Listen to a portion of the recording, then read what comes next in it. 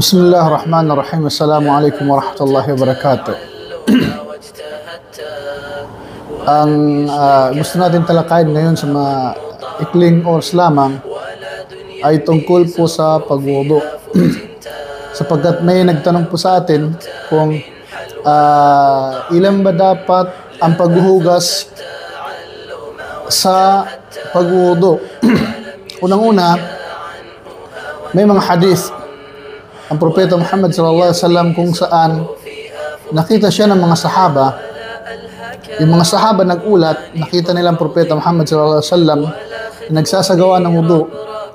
So yung ibang mga sahaba, minsan nakikita nila na nagwudu ang Propeta Muhammad sallallahu alaihi wasallam ng isang beses. Ibig sabihin ng isang beses, isang hugas lamang. Halimbawa yung kamay, hinuhugasan ng isang beses lamang. Mumog at iba pa. So, minsan, nakikita naman nilang dalawang beses. Yung una, isang beses, marratan. Tapos sa ibang hadith, nakikita naman nila ang Propeta Muhammad sallallahu alaihi wasallam na naghuhugas siya ng marratain. Dalawang beses. Tapos, sa ibang hadith naman, ay salas marrat, tatlo. Yan po yung madalas natin ginagawa, 3 beses. So doon sa isang beses, yun ay ulat ni Ibn Abbas radiyallahu anhuma na nasa Sahih Bukhari at naiulat din ni Abu Dawud, Tirmidhi, An-Nasa'i, Ibn Majah.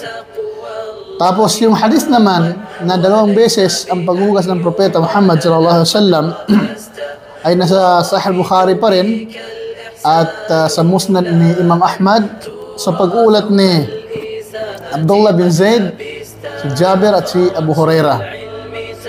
Doon naman sa Sahih Muslim sa pag-ulat ni Uthman bin Affan, ang ikatlong khalifa ng Propeta Muhammad sallallahu alaihi wasallam, yun ang ulat niya, 3 beses naghugas ang Propeta Muhammad sallallahu alaihi wasallam sa pagwudu.